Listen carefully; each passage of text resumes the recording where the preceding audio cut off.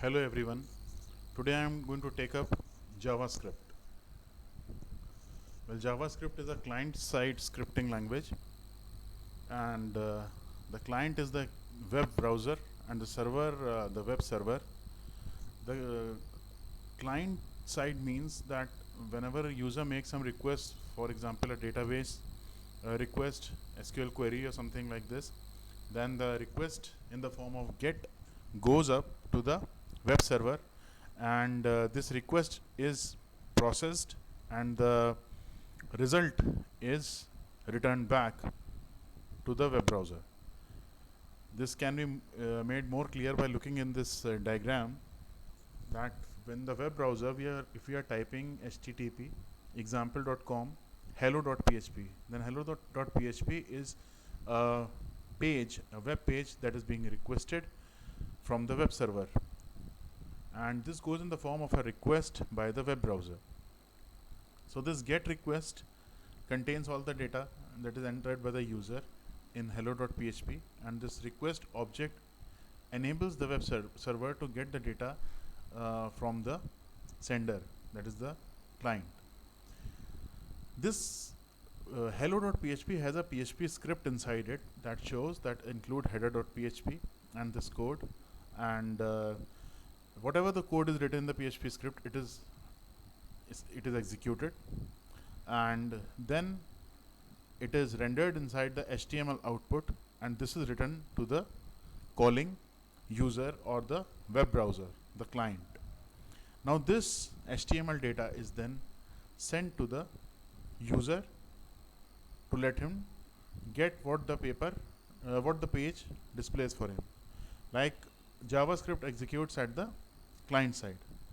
So with the help of JavaScript, what we can do, we can provide assistance and many benefits to the document object model, and with the help of the JavaScript, we are able to process some computation at the client end itself. Now, why use client-side programming? PHP already allows us to create dynamic web pages. Then why also use client-side scripting? Because each and every request cannot be made to the server, because this postback involves a lot of computation, and so it is performance intensive. So we have to make our performance better, and for that we have to put some code on the client for local processing. Okay, so this is done with the help of a JavaScript. Now, for keeping things simple and better in performance, we keep client-side scripting. Client-side scripting as JavaScript benefits are its usability, that you can modify a page without having to post back to the server. That is faster user interface. We are not going to post each and everything to the server. In fact, we can perform many types of validation on the client itself, like suppose there are text boxes. First is storing the name, so the name cannot have special symbols or integers or float values, so we can check there itself on the client. And then suppose we are taking the mobile number as input, then that cannot contain alphabet, so this is filtered type of a data is sent to the server. Only things that involve your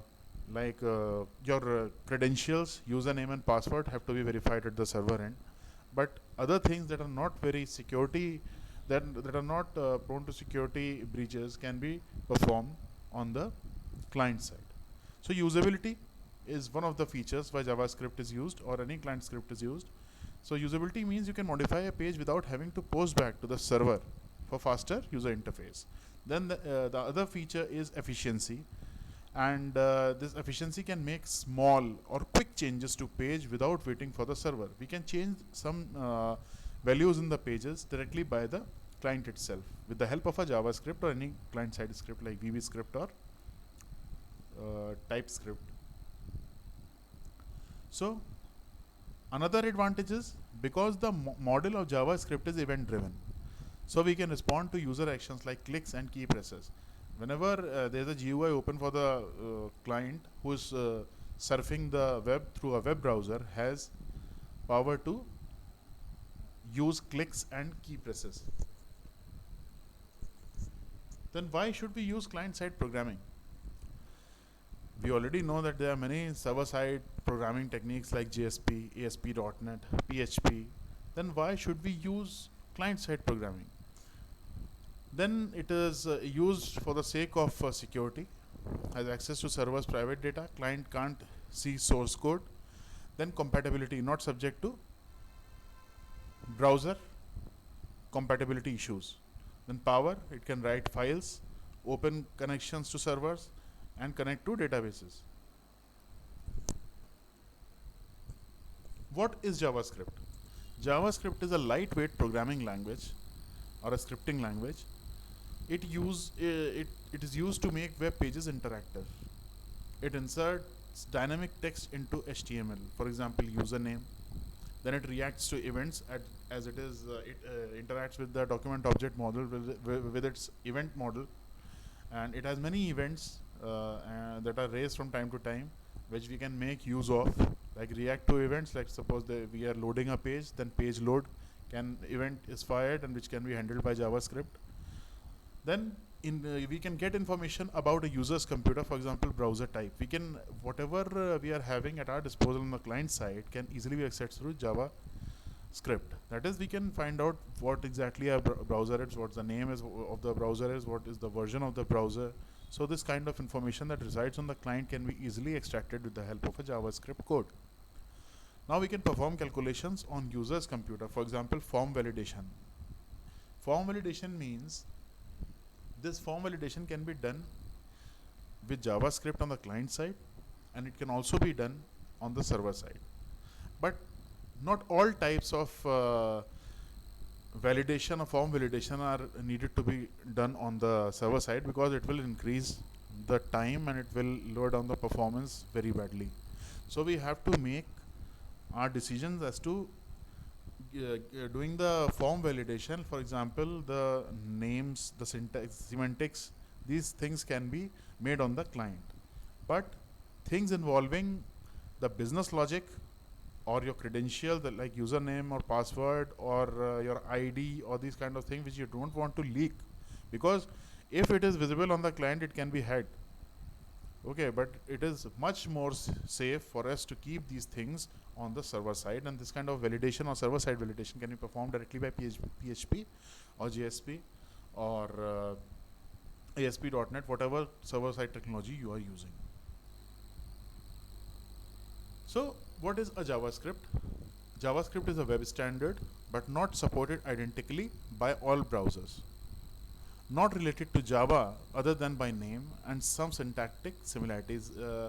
The syntax of JavaScript is very much similar to that of Java, and JavaScript was also object-oriented, event-driven programming or scripting language, but it is different from Java because Java can be used as a server-side language. In fact, today in Node.js we can use JavaScript on the server as well, but some time back this was not possible. So Java was very multi-featured type of a language which can be used anywhere, but JavaScript for the time being is primarily used for client-side validation. Though it can be used in the form of Node.js or with the help of Express, it can be used on the server side. Now what is the difference between JavaScript and Java? First of all, JavaScript is interpreted, not compiled. Interpretation means the interpreter checks line by line each time the code is called, and compilation means it makes an exe, that is executable file, or the object file. The program which we use to code is known as the source code, and when it is converted into some different code, like for example exe or intermediate code, then it can be called as object code until it is finally converted into a native code or machine code. Then it has more relaxed syntax. JavaScript has more relaxed syntax and rules, and fewer and looser data types. We can use var, okay, to create a variable. It is not very stringent. JavaScript is not very stringent regarding the various data types. It's not a data type language. Variables don't need to be declared. You can use anywhere you like. You don't have to declare variables. Then errors are often silent, that is few exceptions are raised. And key construct is the function rather than the class. That is, we are not okay. It supports object-oriented programming language, but we can directly have a function without need of any class. Then first class functions are usually in many situations we use, and this event-driven programming is has come into being by using the functions in JavaScript. Then JavaScript is contained within a web page and integrates with its HTML and CSS content. Okay, when a web page is concerned, first of all, the web page has when it is rendered in HTML on the client side, it has CSS, that is cascading style sheets for designing, for providing colors, shades, borders, and themes and skins. We use cascading style sheets, and this cascading style sheet is mentioned and specified in accordance with the HTML tags. Okay, and the event-driven part, or the interaction with the user, that is the UI part, is handled by the JavaScript. So when we are talking about the client side, we primarily deal with HTML, CSS, and JavaScript. And whenever we are talking about the server side, then we primarily deal with the PHP or an SQL server or MySQL as a backend, and you can have ASP.NET or JSP. Then, well, this diagram shows that Java plus script means JavaScript. It is just to show that script is adding a lot of features on the client side. Then JavaScript versus PHP, how are they different? PHP is totally a server-side technology, and JavaScript is a client-side technology. Then what are the similarities? Both are interpreted. PHP and JavaScript both are interpreted. They are not compiled. Both are relaxed about syntax, rules, and types. Both are case sensitive. Both have built-in regular expressions for powerful text processing. Now these regular expressions can be used by JavaScript as well as PHP. These regular expressions are very useful in cases where we want to provide a particular type of data that can be taken up by the user. For example, the email. Okay, the semantics of an email ID is like you are having some characters or numbers, and then you are having an @ sign, then you are having some dot, and having at least 3 to 4 characters, or 3 or 2 characters after the dot sign. So all this type of a language or regular needs a regular expression for it to specify. Now, what are the differences between JavaScript and PHP? The differences are that JavaScript is more object-oriented, okay, and less procedural. And JavaScript focuses on user interfaces and interacting with a document, but PHP is geared towards HTML output that you see on the web page and file form processing. All the processing part of the file or form is known as the business logic part, is handled by the PHP or JSP, whatever server-side technology you are using. And then when this processing is done, then the HTML page is rendered and it comes to the client side and shown on the web browser. Now JS code runs on the client's browser and PHP code runs on the web server. Okay. How can you provide some linkage to a JavaScript file? You are having a JavaScript file. You can specify the JavaScript in the header or in the body, or you can provide a function that can be specified inside the header, and then you can also have an external JavaScript file that can be linked to your existing HTML document. How? You can provide the script tag with the src being given the name of your file, and then type text JavaScript and the ending tag of the script. So the script tag should be placed in HTML's page head. This should be noted that you have to, if you are including any external JavaScript file, then you have to put the script tag in the head section of the HTML. So script code is stored in a separate .js file. You have to store the JavaScript file with an extension of .js, and then JS code can be placed directly in the HTML file's body or head like CSS. As you specify CSS, while providing CSS, you have to provide the style tag, and in case of JavaScript tag, JavaScript, you need the script tag. Okay. Now, what is event-driven programming? In order to understand JavaScript, you have to understand first of all what event-driven programming is. Event-driven programming depends upon events that occur from time to time by the user input, by pressing some key, or then by pressing left click, or having the left click on the mouse, or the right click, or scroll, whatever you do and that can be perceived by a system is known as an event. And in order for the event, suppose mouse click event, you provide a function that behaves, and you can provide many functions that behave in accordance with the whenever the event is fired. Okay, so suppose a user interacts with page like it clicks the button click me, then event fires. Okay, an event occurs, and then this event, when this event occurs, it's a piece of JS code runs in response. There can be many codes that can simultaneously run for a particular event that is defined by, and these responses are defined by functions. As you can see in the step 3, that function my event you have provided, and it will run whenever this click me occurs.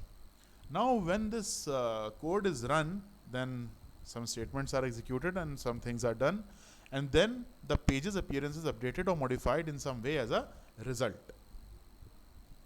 Now a JavaScript statement alert. This alert statement is used to provide a dialog box or informative box. Okay, yeah, alert box you can also say. If we are writing alert as a function, alert can be written as a function, and whatever you are going to write inside the alert function, you can provide variable values also, and you can provide string literals also. But you have to, if you are providing string literals, then you have to enclose the string within double quotes, and whatever you are going to put inside the as argument is displayed in the alert box. Okay, a JS command that pops up a dialog box with a message. Now scratching the surface of event driven programming a little more, you are used to programs that start with a main method or implicit main, like in PHP. You have learned that whenever there's it has to contain, your code has to contain a main method in order to start processing or start the program. It searches for the main method, and from there it goes in whatever way you feel like, or whatever you have coded. But in case of implicit, the main is in case of PHP, the main function is implicit. But in case of JavaScript, there is no main method. JavaScript programs instead wait for user actions called events and respond to them. JavaScript is a totally event-driven programming, as we have learned in this previous example. Then that first of all there's some event, and then the event occurs. First of all, you are clicking the button, then this event occurs, then the registered. This event-driven programming is actually a publisher-subscriber model in which the event is published and the event handlers are subscribed. So whatever event handlers are subscribed will run whenever the event is fired. So JavaScript programs are mainly made for event-driven type of programming, and they wait for user actions called events and respond to them. Then event-driven programming is writing programs driven by user events. Let's write a page by a clickable button that pops up a hello world window. Okay, then we are using a tag known as button tag. It will create a button, and it will put click me as the caption on the button. Now the button's text appears inside tag can also contain images. Now this button can also contain images. It is up to us how do you want to design it. To make a responsive button or the UI control, first we have to choose the control, for example button, and then event, for example mouse click event of the whatever interest we have. Here we are talking about the button click event. Then we have to write a JavaScript function to run when the event occurs. Whenever we click the button, the JavaScript code will run, a function will run, and then we have to attach the function to the event on the control. I am again and again saying that there can be more than one function that can be attached to an event. The event has event handlers subscribed to them. So all the functions that act as event handlers are subscribers, and the event itself is the publisher. Now we are talking about JavaScript functions. In order to declare a function in JavaScript, we have to first of all give the keyword function, then we have to give the name of the function, and then we have to type whatever statements we are wanting to run. Suppose in this case function my function is the name of the function. It is not getting any arguments, but it is what it is doing. It is just producing two consecutive alert boxes, first one with hello and the next one with the how are you. Okay, so what will happen with this? The above could be contents of example.js, suppose, linked to our HTML page. If we are taking this to be an external JavaScript file, then we have to link this in the head of the HTML page. Okay, then statements placed into functions can be evaluated in response to user events. That these statements, as you can see in the syntax and here manifest in the function itself. In the real example, we are having two different alert boxes. First is having hello and the other one is the how are you. Now whatever element we are making, suppose this element can be a button in our case, and we are having attributes, and then with these attributes we are having this event, that is on click is equal to function. This is just an example, and to be more concrete, we can see this example into being with this actual code, like element is replaced with button. Now attribute is replaced with on click. Now on click is the event of this button, and the on click is triggering which kind of a function? It is triggering the my function JavaScript code. Okay, JavaScript function called my function. As you can see in the above slide, this function is my function defined in JavaScript. Then okay, this is the function on click event. So this is the event handler and this is the event. Okay, this is the publisher and this is the subscriber. Now what will you write? Whatever you will write inside the opening and closing tags of the button element will be displayed as a caption. This click me will be displayed as a caption on the button. So what will happen then? JavaScript functions can be set as event handlers. Okay, these functions are known as event handlers. Why? This is an event of on click, and event handler is that code which is handling the event or doing what you want to when that particular button is clicked or element is clicked. Now on click is just one of many event HTML attributes we'll use, but popping up an alert window is disruptive and annoying. Okay, a better user experience would be to have the message appear on the page. Now what can this be done? Okay, I leave this as an exercise for you to make an HTML page and display a message on the click of a button. Now what is document object model? Now DOM, which is also known as document object model, which is also known as DOM, most JavaScript code manipulates elements on an HTML page. We can examine elements state, for example, see whether a box is checked. We can change state, that is insert some new text into a division. We can change styles. Okay, now as far as the DOM is concerned, first of all on top resides the object of HTML. Then HTML has head and body, and head has title. Now body can have h1, that is the headings, or any division. Now this division can have in turn many divisions as well, and other sections, and this is a paragraph. So this is just a hierarchical diagram showing the document object model. Now as we have seen in the button element, we have on click event. So there are many other attributes that are exposed by various different elements. Okay, now DOM element objects. Now we are considering, suppose in HTML we have paragraph tags. Whatever we want to put inside a particular paragraph are kept inside p and closing p tags. Look at this octopus. Now this is written as, look at this octopus, and image src is equal to, now this tag stands for, img stands for image, and src is the path of the image that you want to display in this image tag. And then alt means if this image is not displayed, then what will be displayed in case of the absence of that image, it will be displayed as an octopus. And this is id, which uniquely identifies a particular element. No two elements, although different, cannot have same id. And here, as you can see, the DOM element object, first of all, property values. This is a dictionary having property and value. Property is tag name and value is img. src is octopus.jsp.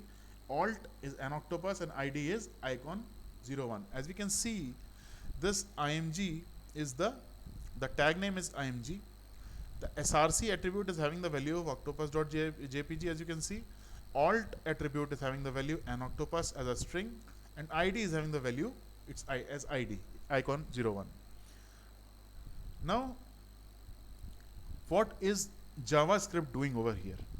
Now the JavaScript code is constructing an icon variable, okay, and this document.get element by id, we can get any element in the HTML or the DOM by calling the get element by id method and passing the id inside the as argument in this function.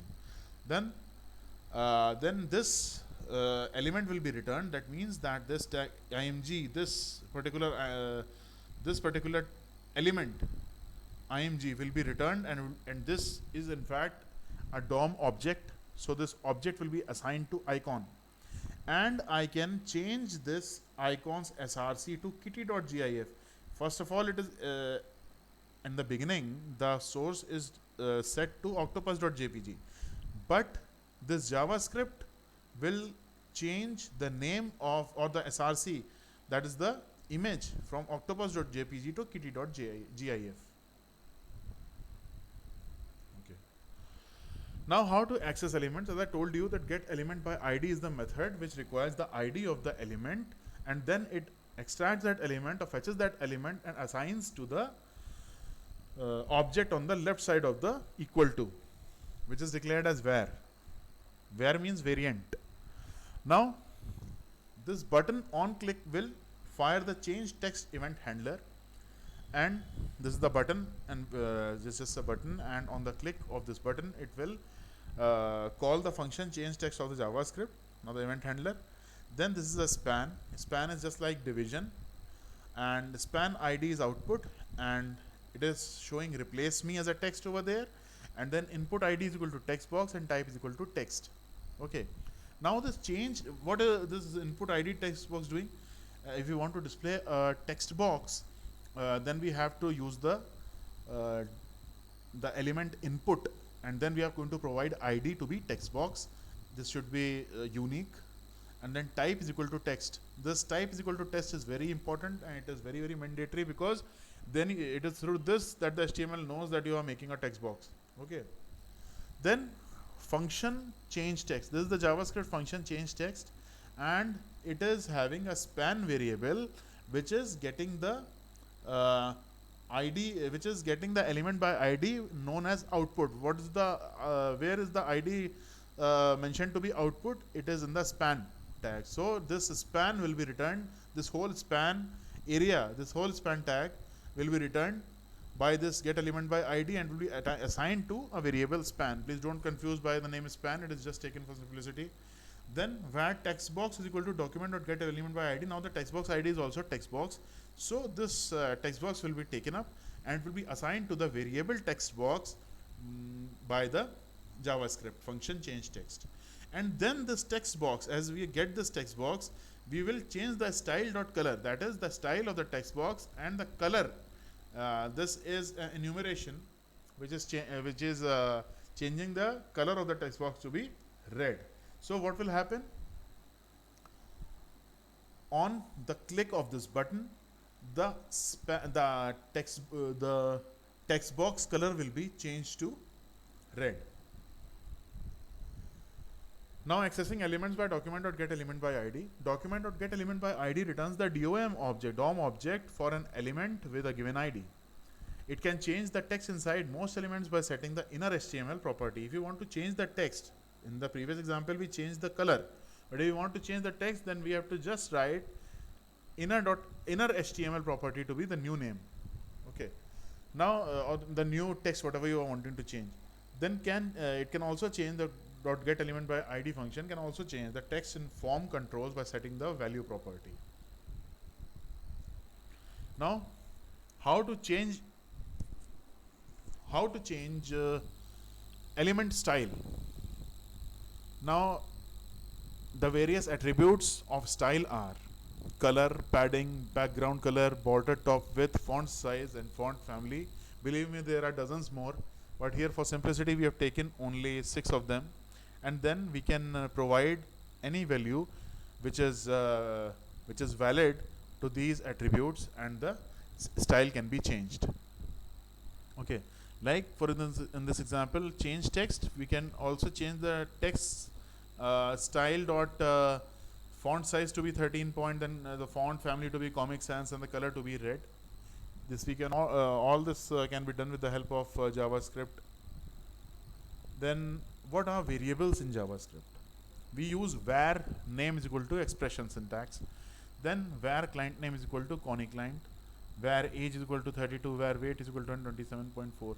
You always use var, okay, and the name of the variables are case sensitive.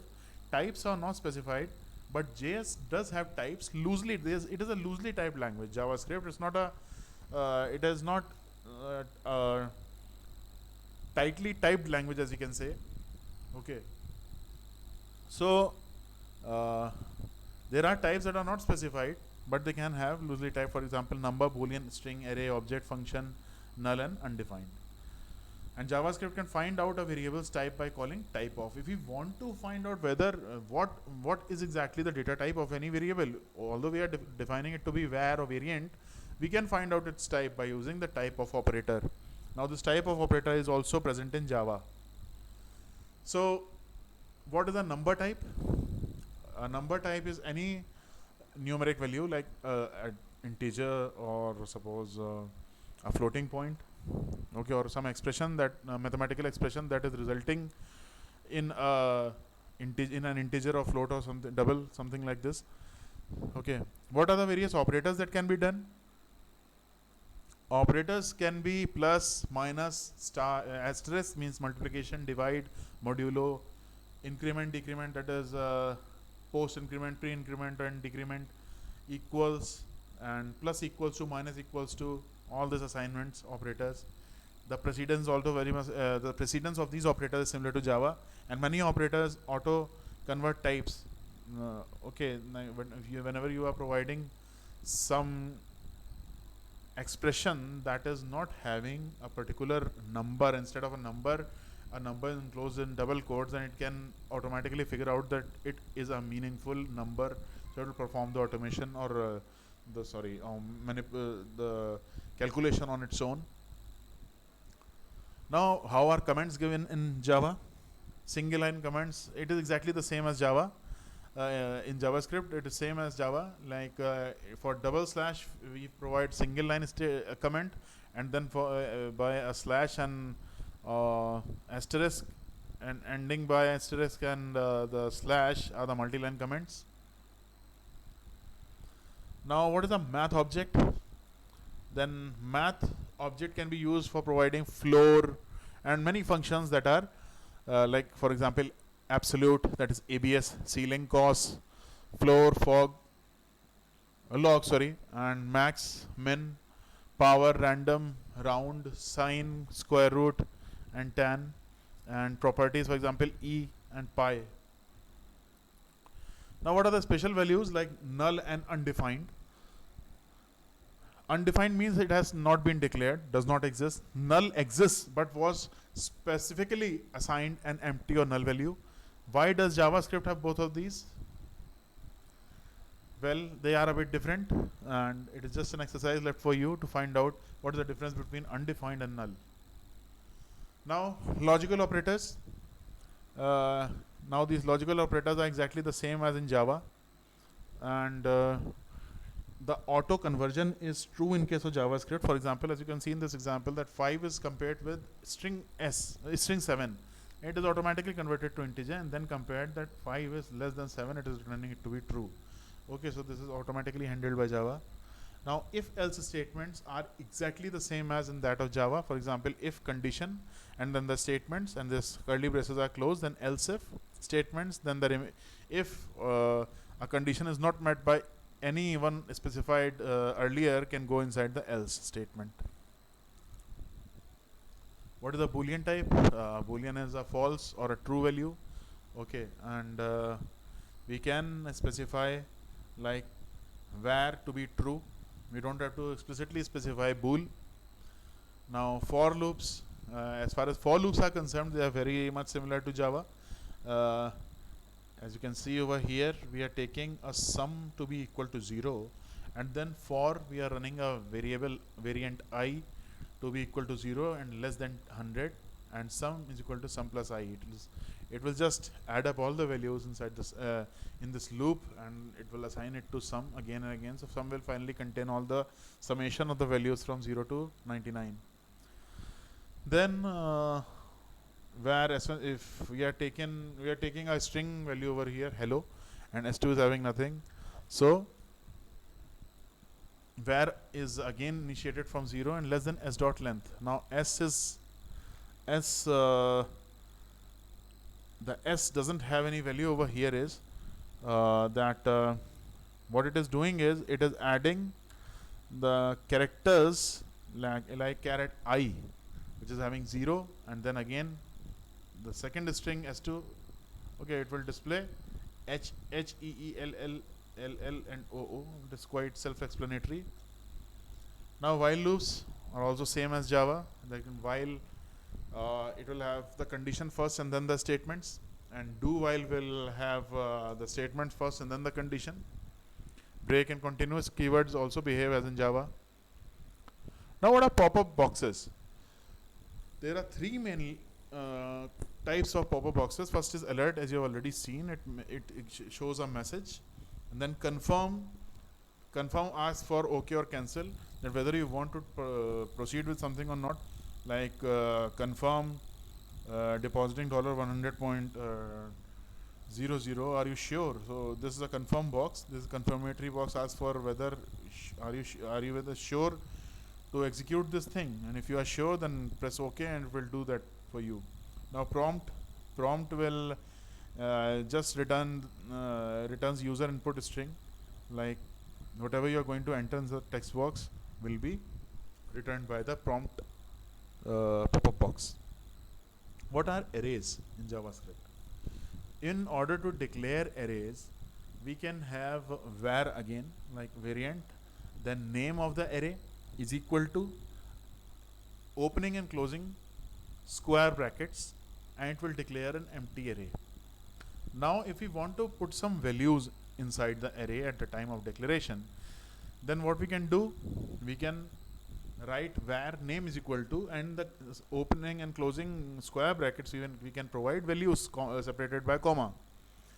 Now we can also put any value in any element by, for example, name, and the square bracket we are going to mention the index, and we can provide any value that can be stored in that array at that position by the index, given by the index. For example, var dux is equal to, these are three string values that are initialized in the dux array. Then var stooges, it is having a length of 0. Why? Because it is not containing anything. But one thing is very important here is that the arrays can be expanded, and they can be assigned values in different elements without giving the size at the time of initialization, okay, or at the time of declaration. So this array is having at the point of 0, it is having Larry, and at that time its length is 1, and then when you entered another string in that, then its length is changed to 2, then 2 more values, and string its length is changed to 5. What are array methods? Array methods, for example, array serve as many data structures like list, queue, and stack, and the methods are concat, join, pop, push, reverse, shift, slice, sort, splice, and toString and unshift. So these are the various methods that can be performed on arrays. Okay, you can perform the name of the array, and with the help of a dot and then suffixing it with the name of the function will perform that particular function on the array. What is a string type? Anything that is stored in double quotes is a string type here in JavaScript also. And as you can see, the Kony client is a string type, and any operation that is performing a string will definitely be a string type. Now you can also store strings with single quotes as well. In Java, we can store a single character with the help of single quote, but in case of JavaScript, we can use double script and as well as single code, double codes as well as single codes for storing strings. And what are the various functions that can be performed on the JavaScript string type? Char at. This function is used to output a particular character at particular position. Now char code at and from char code, index of, last index of, replace, split, substring to lowercase and to uppercase have their normal functioning. Now converting between numbers and strings. JavaScript is very intelligent for this purpose because it can make out very easily that what you exactly intend to write down. For example, suppose you have written count is equal to 10, and then you have said where s2 is equal to count plus banana plus a. Now this 10 will then count, this 10 is actually an integer as it can be seen, but it is converted to a string and concatenated with this second string. Okay. Now how can we split strings and join? Split function is used for this purpose. First of all, suppose there is a string called the quick brown fox, okay, and you want to split it through spaces. Then it will result into an array, and this array will contain for its first element to be the second element to be quick, and third to be brown, and fox is the fourth element. Okay. Okay, this finishes up our JavaScript video lecture, and thank you for listening to this.